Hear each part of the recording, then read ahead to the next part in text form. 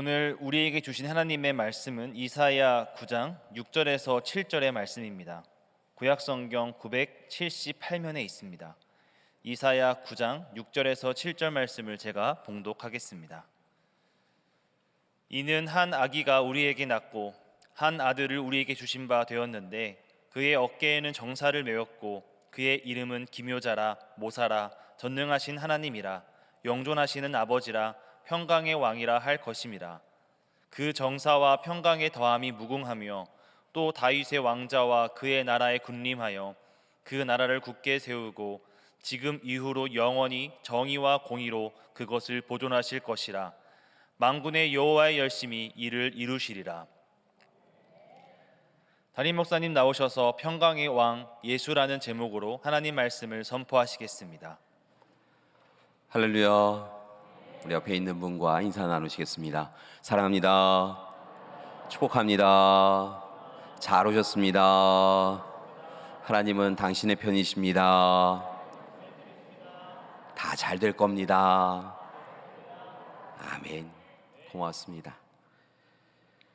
말씀을 시작하며 예화 하나를 소개하며 말씀을 시작하고자 합니다.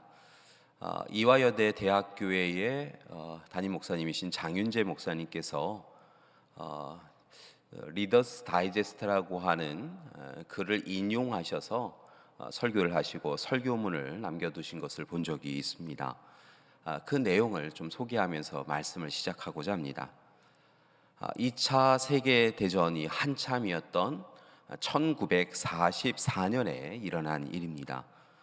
이 독일과 옆에 붙어 있었던 이 벨기에 둘의 국경 사이엔 여러 마을들이 또한 함께 있었는데요.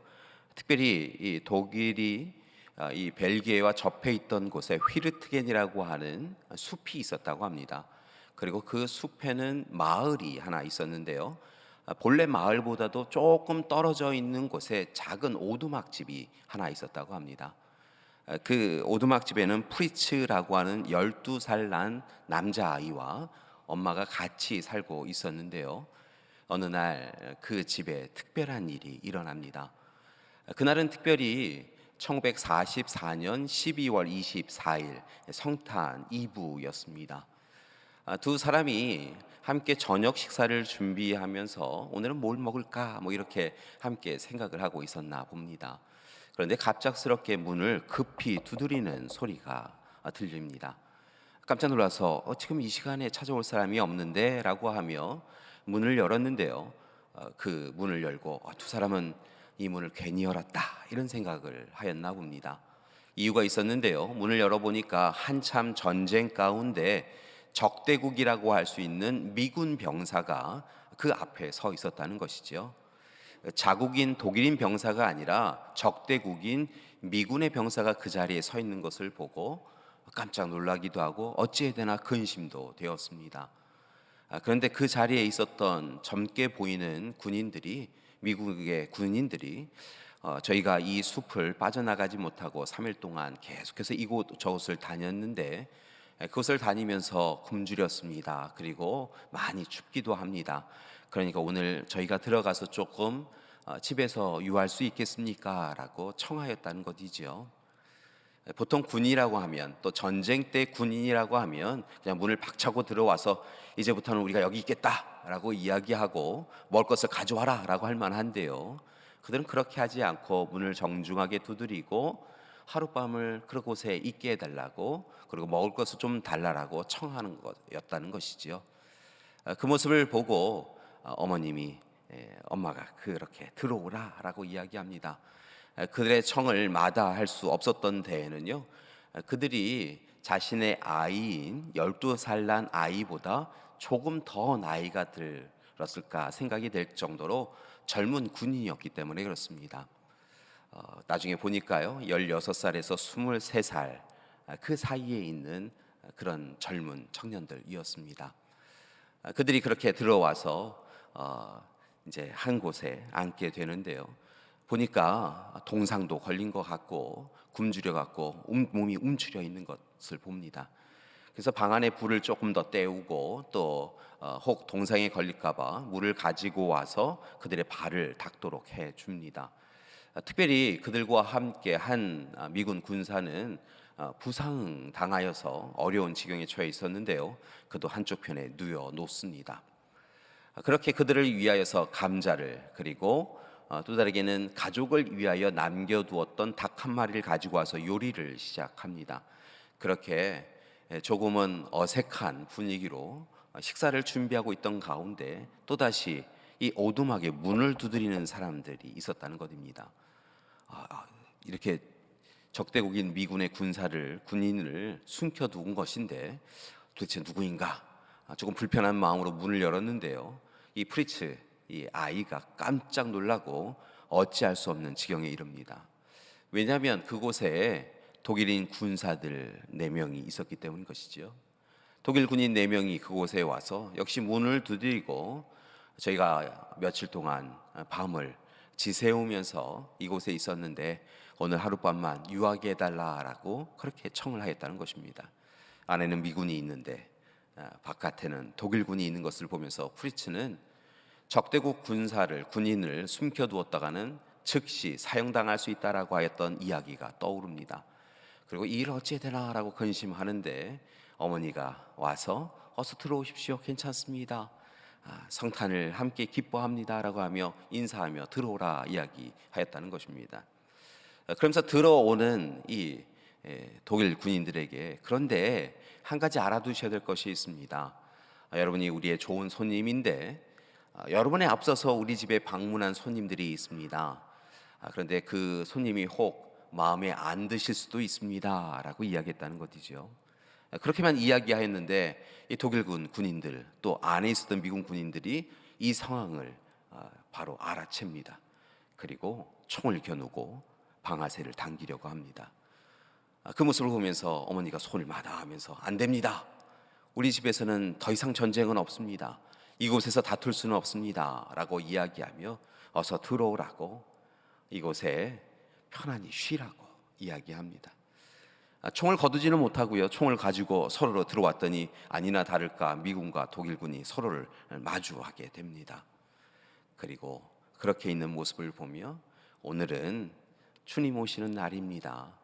주님 오시는 날 이렇게 다투지 않았으면 좋겠습니다 라고 어머니가 이야기하며 함께 맛있는 식사를 합시다. 얼른 오십시오. 오늘 시간 식탁에 이렇게 가까이 오십시오 라고 청하였다는 것이지요. 그리고 그들이 여전히 붙잡고 있는 총을 바라보며 총들은 다 내려놓고 이 장작더미 위에 올려놓고 그렇게 합시다 라고 이야기합니다. 마침내 서로 적대국인 군인들이 이 어머니와 아들 곁에 서서 식사를 하게 되지요. 감사한 것은요, 프리츠가 아무래도 감자가 모자르겠다라고 이야기하는 어머님의 이야기를 듣고 창고에 가서 감자를 가지고 왔더니요, 독일군 중에 한 사람이 나중에 보니까 의대생이었는데요, 미군이 부상을 당한 것을 보고 그를 치료해주고 있더라는 것입니다. 그렇게 함께 치료해준 이후에 식사 자리를 나누면서 어머니가 기도합니다. 하나님, 주님, 오늘 이 시간 참 좋은 손님들을 우리 집에 보내어 주셔서 쓸쓸하지 않게 해주신 거 감사드립니다. 오늘 이 시간 우리 가운데 오셨던 아기 예수님 다시 우리에게 오셔서 우리에게 크신 사랑으로 함께 해주십시오라고 그렇게 기도를 하였다는 것이지요. 그리고 함께 오랫동안 며칠 동안 굶주렸던 군인들이 함께 만나게 식사를 나누었다는 것입니다. 이렇게 크리스마스 이브에 함께 성탄의 식탁을 나누면서 그들은 함께 여러 가지 삶에 대한 이야기, 본인이 이곳에 어떻게 왔는지에 대한 이야기도 나누었다고 합니다. 그 다음 날 성탄의 밤에 하늘의 별도 보았던 그들이 아침이 되어지자 다시 그들이 속해 있던 군대로 돌아가야 되는 시간이 되었지요. 그런데 그들 안에 그 밤의 기쁨과 그 밤의 감사와 그 밤의 사랑이 남아서요, 그 다음날 헤어지려고 하는 그 시간에 독일군 하나가 미군들에게 이곳에는 독일군 초소가 있으니 이렇게 피해서 가시면 미군 부대에 갈 수 있을 겁니다, 그림을 그려주더라는 것이지요. 그리고 이렇게 서로 적대국의 군인으로 만난 오늘이었지만 먼 훗날 우리가 다시 좋은 날이 되면 만났으면 좋겠습니다라고 하며 성탄의 인사를 나누고 악수하며 헤어지게 되더라는 것입니다. 전쟁터에서 절대 있을 수 없는 일처럼 보이는데요. 놀라운 것은 긴 시간이 지난 이후에 이 독일인 아이였던 프린츠 빈켄이라고 하는 소년이 장성하여서 1944년 12월 24일과 25일에 우리 집에서 이런 일이 있었습니다 라고 하는 글을요, 리더스 다이제스트라고 하는 잡지에 기고하였고, 그 글이 실림을 통하여서 함께 그날의 기쁨을, 그리고 그날의 참으로 귀한 사랑의 나눔을 모든 사람들이, 전 세계 사람들이 나눌 수 있게 되었다는 것입니다. 참 귀한 일이지요. 주님이 함께하고 계신 것을 잊지 아니하고 주님 오시는 날 또 다른 손님들을 맞이한, 그가 어떤 나라의 사람인지 구분하지 않고 나누어 맛있는 식사를 대접한 그 어머니의 귀한 사랑이 다시 한번 참으로 그리운, 그리고 소중한 날인 것을 기억합니다. 그런데 2022년 대림절로 지키는 우리의 삶은 어떤가라고 생각이 들면 조금은 답답합니다. 지난주에 우리가 희망의 초를 밝혔고, 오늘 두 번째 초, 평화의 초를 함께 밝혔는데요. 오늘 이 시간 우리 가운데 진정한 평화가, 우리 가운데 주님이 오고 계시는데 주님이 주시는 평안이 과연 있는가라고 하는 의문이 든다는 것입니다. 어찌 보면 이 시대는 평화를 빼앗겨버린 시대인 것 같습니다. 러시아와 우크라이나는 여전히 다툽니다. 끊임없이 서로를 죽이고 있습니다. 절대로 행해서는 안 될 일들을 행하며 그 일을 부끄러워하지 않는 것을 봅니다. 정당한 이유도 없는데 다툽니다. 미얀마의 상황은 좋아지지 않습니다. 쿠데타를 일으킨 군부와 그에 반대하는 반군이 서로 다툼을 벌이고 있고 싸움을 벌이고 있고, 이 전쟁이 계속 지속될 것 같습니다. 얼마 전에는 또 다른 슬픔의 소식이, 다툼의 소식이 전해졌는데요. 이란에서 여인들이 보통 머리에 히잡이라고 하는 것을 쓰지요. 나라에 따라서 또 본인이 똑같은 나라에 있어도 그가 어느 파이냐에 따라 이 히잡을 좀 더 많이 가리는 히잡을 쓰는 경우도 있습니다.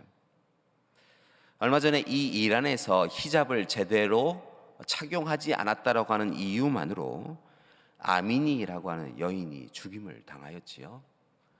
그 죽임이 부당하다라고 하는 이야기를 하며 이 이란의 여인들이 들고 일어섭니다. 그리고 그 일에 대하여 함께하는 이들이 시위를 벌였는데요. 약 300명이 그 시위 가운데 죽임을 당하였다라는 소식이 들려왔습니다. 이라크와 시리아를 비롯하여 많은 지역에 여전히 난민들이 살고 있습니다. 전쟁의 이유로, 질병의 이유로, 테러의 이유로 그들의 삶의 근거지를 옮겨서 난민촌에 살고 있는 이들이 있는데요. 그들은 여전히 집으로 돌아가지 못하고 있습니다. 우리 모두 다 성지다라고 이야기하며 예수님의 오심이 기록되어 있고 또 그 기록이 남아있는 예루살렘 성지를, 또 베들레헴 성지를 방문하는 것이 우리의 바람과 소명인데요. 안타까운 것은 이스라엘 사회 속에서도 이스라엘 사람들과 팔레스타인 사람들이 다툼을 벌이고 있습니다. 결국 세상은 다툼과 분쟁의 소식으로 가득한 것이지요. 이미 오셨고 이제 오실 예수님, 아기 예수님을 기다리는 이 대림절의 시간에도 여전히 세상은 다투고 있는 것입니다. 세상은 평화는 먼 것처럼 보입니다. 약육강식, 적자 생존의 방식으로 살아가는 것이 옳다라고 여기는 사람들이 이분법으로, 흑백론으로 경계짓고 구분하며 타인과 나는 다르다라고 이야기하며 살아가고 있습니다. 다름을 틀림으로 여기고 저 사람과는 도저히 함께할 수 없다 구분지고 울타리지며 살아가는 것이 요즘 우리의 모습인 것이지요. 자신의 영광을 위하여, 자신의 영화와 부귀를 위하여서는 타인의 사닥다리를 차 버리고 타인의 삶은 무너뜨리는 것이 세상을 살아가는 지혜다라고 여기며 살고 있다는 것입니다. 결국 평화의 왕으로 오시는 아기 예수님이 과연 이 시대에 오실 수 있을까라는 의문이 들 정도입니다. 그런 점에서 오늘 말씀 이사야서 9장의 말씀은 우리에게 참 귀하고 좋으신 약속을 주고 있는 것을 봅니다. 과연 이사야 9장의 말씀을 통하여 하나님은 이사야에게 우리에게 무엇을 말씀하고 계실까요? 이 이사야의 말씀을 온전히 이해하기 위해서는 당시 이사야 9장이 기록되어진 당시의 시대적 배경을 조금 이해해야 합니다. 당시에는 북이스라엘이 여전히 계속하여 그들의 영향력을 확장시켜 가고 있었던 것을 보는데요. 이 아수르라고 하는 민족이 강대해지면서 자신들이 위협에 처해질 수 있다라고 하는 것을 안 이스라엘은 기타 여러 연합국들과 연합하여서 아수르에 대항합니다. 이 일을 아수르가 불편하게 여기고 결국 이 북이스라엘을 침략해 오지요. 그래서 결국은 이 북이스라엘에 있었던 여러 도시들의 문제가 생기고 또한 침략을 당하여 모든 것이 폐허가 됩니다. 대표적인 도시들이 스불론, 납달리 그리고 갈릴리 지역의 도시들이었습니다. 점령당하였고 모든 것을 빼앗겨 버렸고 그곳에 있던 이들은 잡혀갔습니다. 참으로 힘든 시간이었지요. 그런데 놀라운 것은 이렇게 절망이 가득한 상황 가운데서 하나님께서 그들에게 희망의 소식을 전하여 주셨다는 것입니다. 그것은 다른 것이 아니라 아수르의 폭력의 멍에와 채찍과 막대기를 하나님께서 마침내 꺾어주시고 이 전쟁을 멈추게 해주실 것이다 라고 약속하여 주셨다는 것입니다. 전쟁의 소식으로 전쟁으로 인하여 아픔과 상처로 살아가는 이들에게 도닥여 주시는 하나님의 위로가 마침내 찾아오고 이제 도대체 평화를 바랄 수 없던 그곳에 평화의 세상이 올 것이다라고 하나님은 전하여 주셨다는 것이지요. 고통당하는 현실을 넉넉히 이길 수 있는 하나님의 기쁨이 곧 다가올 것이다라고 말씀하여 주십니다. 특별히 하나님께서는 거룩한 전쟁, 하나님께서 친히 그 전쟁을 이루어 가시는 전쟁을 행하심을 통하여 마침내 이스라엘을 이기게 해주실 것이라고, 이스라엘을 회복시켜 주실 것이라고 약속하여 주십니다. 그러면서 임마누엘의 하나님께서 거룩한 전쟁을 통하여 그들을 구속하고 구원해 주시고 평화를 허락해 주실 것이다라고 하는 이 약속의 증거로 바로 오늘 말씀을 주십니다.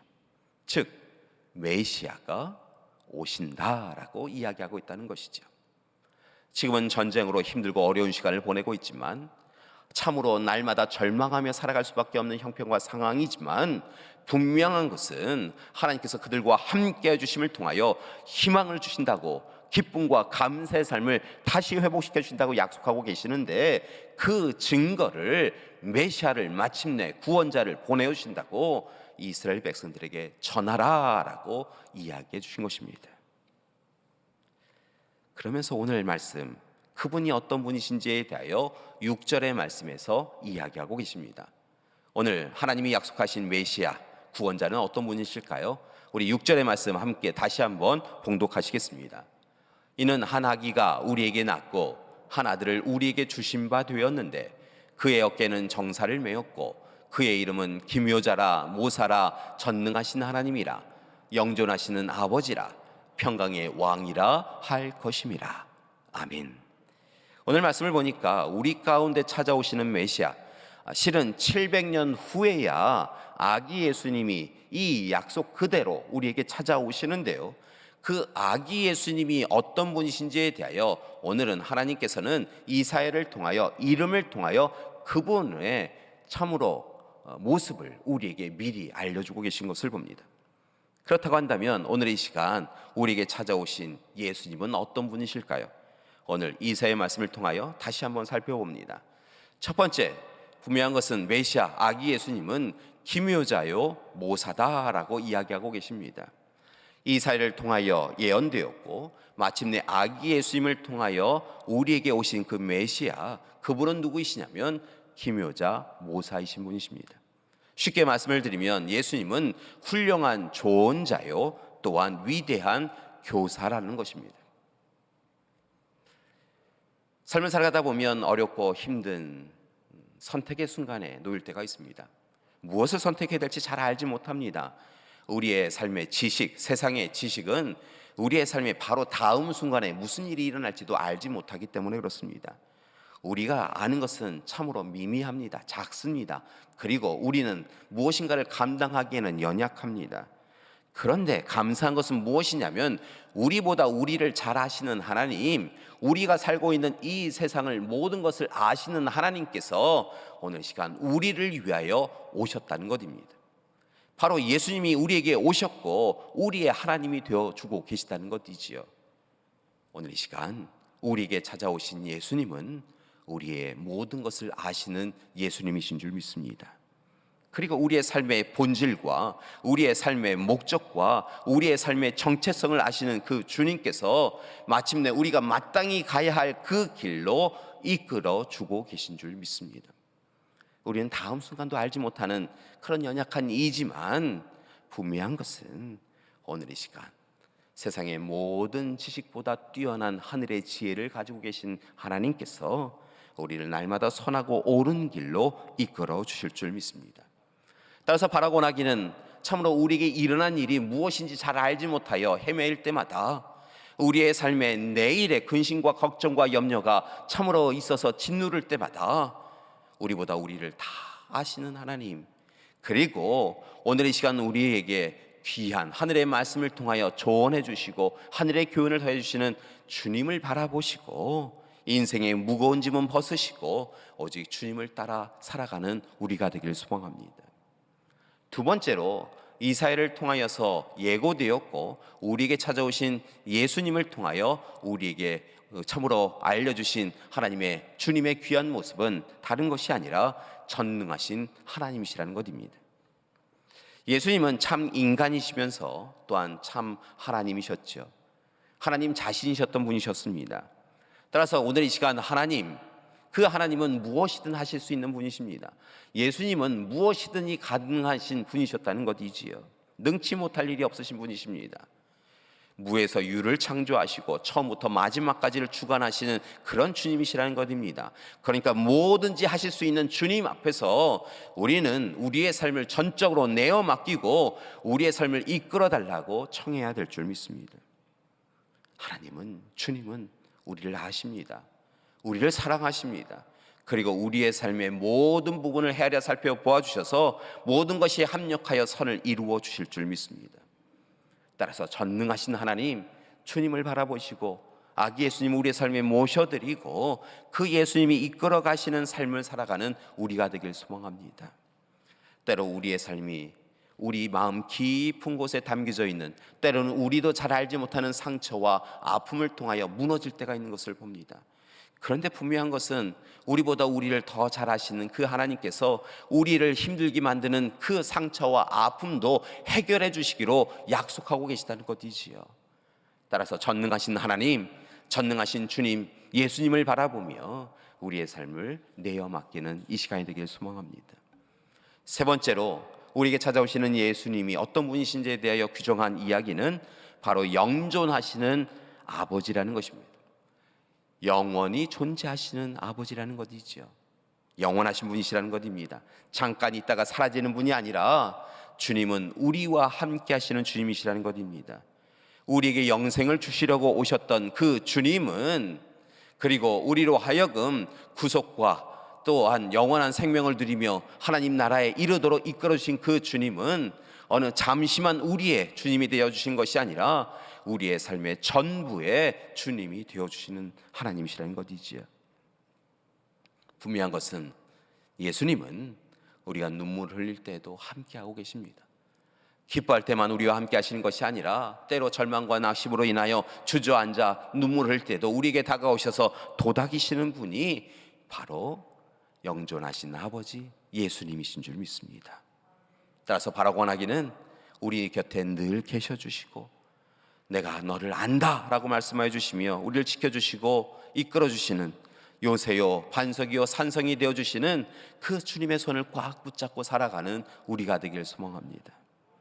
앞서 말씀드렸던 대로 오늘 이 시간 주님은 우리에게 참으로 좋으신 분으로 찾아오고 계십니다. 말씀에서 이야기한 것처럼 기묘자로 모사로 전능하신 하나님으로 영존하신 아버지로 오고 계시는데요.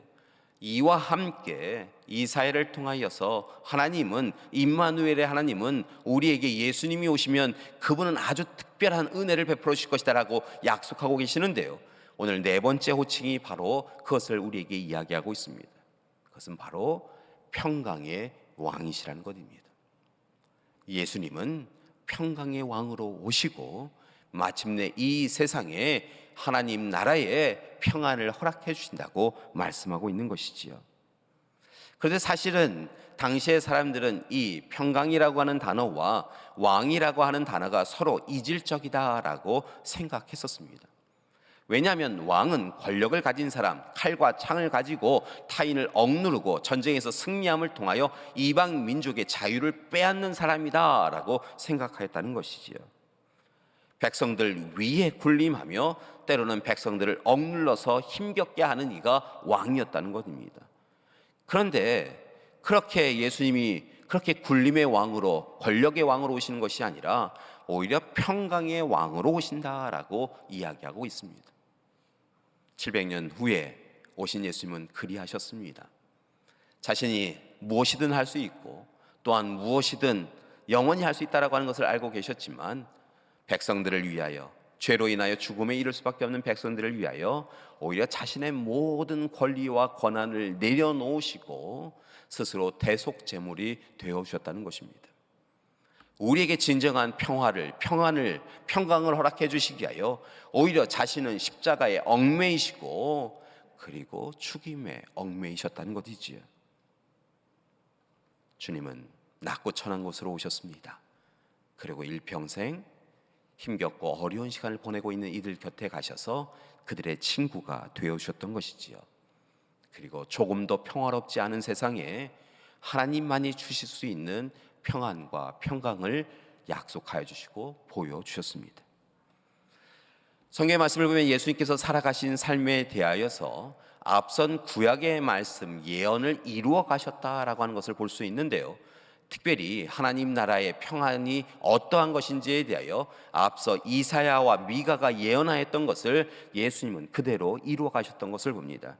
예를 들면 이와 같습니다. 이사야서 11장 6절 이하의 말씀을 보면 이리가 어린 양과 함께 살며 표범이 어린 염소와 함께 누우며 젖된 어린 아이가 독사의 굴에 손을 넣을 수 있는 그런 나라, 평화의 나라, 해함이 없고 돌봄이 있고 함께함이 있는 나라, 그 나라를 예수님은 이루어 오셨다는 것이지요. 미가서 4장 3절의 말씀을 보니까 칼을 쳐서 보습을 만들고 창을 쳐서 낫을 만드는 나라를 주님께서 이루어 주신다라고 이야기하고 있는데, 분명한 것은 우리 가운데 찾아오신 아기 예수님을 통하여 세상은 칼과 창의 나라가 아니라 보습과 낫으로 함께 먹고 함께 살리는 나라가 될 수 있게 되었다는 것입니다. 분명한 것은 주님이 그렇게 오셨고 이 땅에 평화를 누리기 위하여 평강의 왕으로 살아가셨습니다.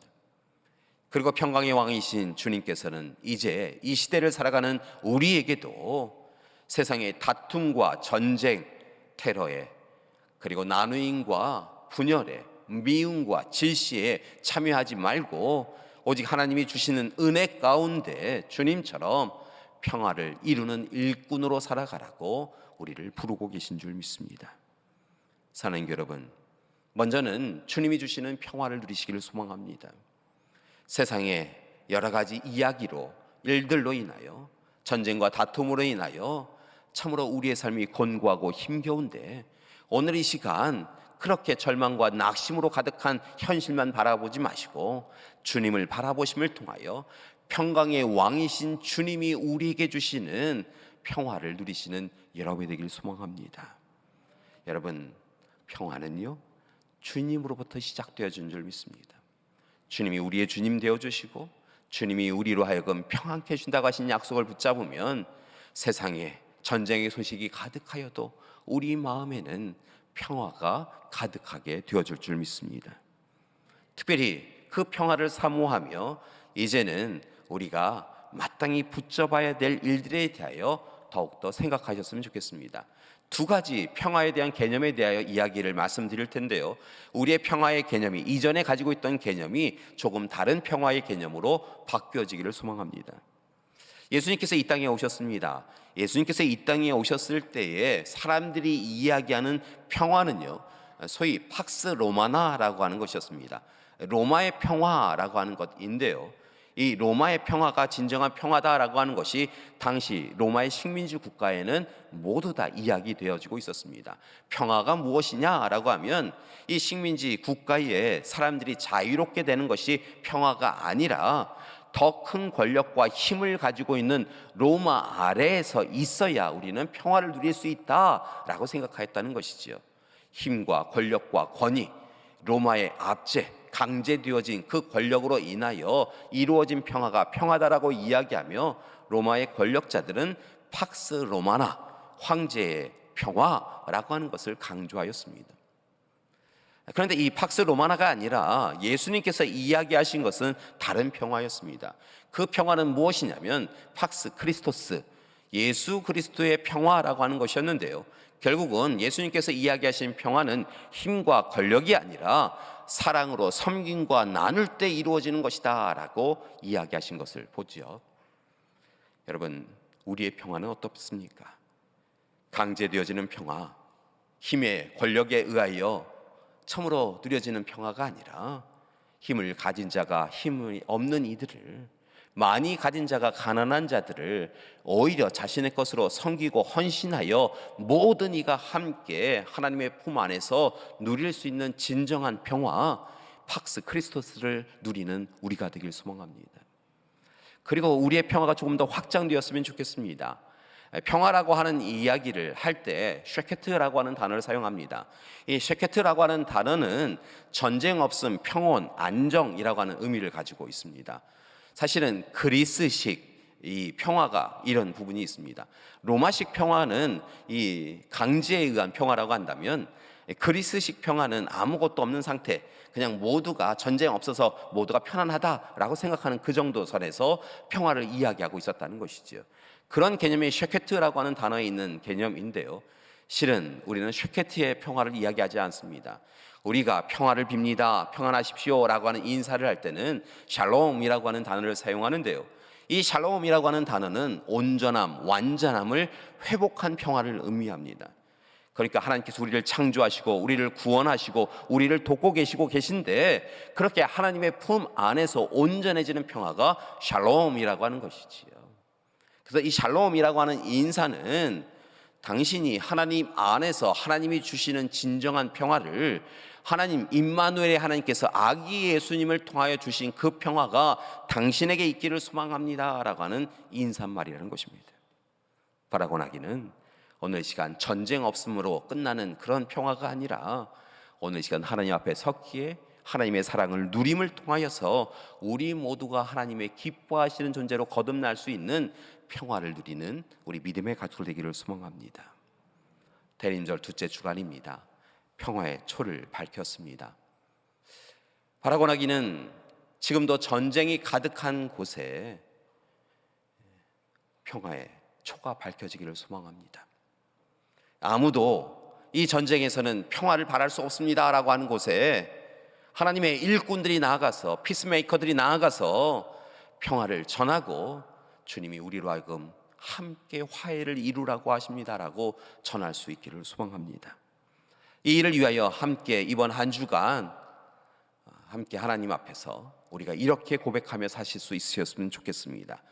누가복음 2장 14절의 말씀을 보면 아기 예수님께서 이 땅에 오시는 것을 보며 함께 하나님 앞에 찬양하는 것을 볼 수 있는데요, 그 찬양이 이렇게 기록이 되어 있습니다.